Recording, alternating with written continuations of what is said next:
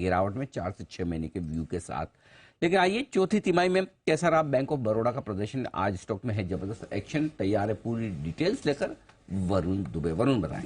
तो जी प्रदर्शन तो काफी बेहतर रहा, लेकिन इस पूरे बिजनेस अपडेट की सबसे बड़ी बात तो ये थी कि पहले बार बैंक ऑफ बड़ौदा ने अपना बिजनेस अपडेट दिया है। नहीं तो ये अभी तक अपना बिजनेस अपडेट देते हैं। एक आध बार नहीं दिया, पहले बार इन्होंने अपना बिजनेस अपडेट दिया। अच्छा, मैं भी सोच तो रहा था, फिर मुझे लगा शायद एक आध बार पहले कभी नहीं तो जनरली पहली बार जो देता है तो अच्छे ही देता है, नहीं तो देना भी क्यों है। मेरे दिमाग में सुबह आया था स्टॉक ऑफ द डे दिया था, तो मैं फिर मुझे पता नहीं ऐसा याद रह गया कि शायद एक आध बार कभी दिया था। नहीं, मैंने तो पिछला काफी टाइम चेक किया। तो फिर आप सही कह रहे हैं, मतलब मुझे इतना डिटेल में नहीं पता, लेकिन मैंने सोचा जरूर था। मैं सुबह बोलने वाला भी था कि पहली बार अपडेट, फिर मैंने कहा कॉन्फिडेंट नहीं तो नहीं बोलते, तो आपने कंफर्म कर दिया। हाँ, तो पहले बार इन्होंने अपना बिजनेस अपडेट दिया और जोरदार अपडेट दिया। आप देखिए साल दर साल क्वार्टर दोनों में ग्रोथ जो है काफी बेहतर रही है।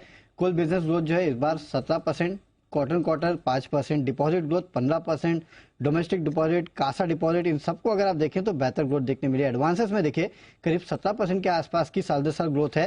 क्वार्टर करीब 5% के आसपास की ग्रोथ है। और रिटेल डिपॉजिट्स रिटेल एडवांसेस करीब 27% बढ़ के आए हैं और क्वार्टर 6.8% के आसपास की बढ़ोतरी हुई है। काफी सारे निजी बैंक अगर आप देखेंगे तो उनमें भी इस तरह की ग्रोथ देखने नहीं मिली है जिस तरह की ग्रोथ इस कंपनी ने, इस बैंक ने डिलीवर की है। और ये पहला क्वार्टर नहीं है, लगातार पिछले कुछ क्वार्टर से देखेंगे तो अच्छी ग्रोथ देखने मिल रही है।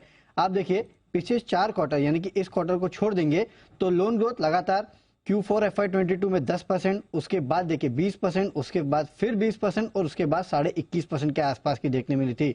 डिपॉजिट ग्रोथ 8%, फिर 11, फिर 14, फिर 7.5% के आसपास की डिपॉजिट ग्रोथ हुई थी। NII में भी देखिए इसके पहले 4 क्वार्टर्स में अगर आप देखेंगे तो 21%, 12%, 34%, 26% और एनपीएस तो लगातार घटते जा रहे हैं, आप अपनी स्क्रीन पे देख सकते हैं। और इसी को लेकर ब्रोकरेज हाउस कॉन्फिडेंट है। कुछ इंपॉर्टेंट चीजें जो उन्होंने कही है वो मैं आपको बताता हूं।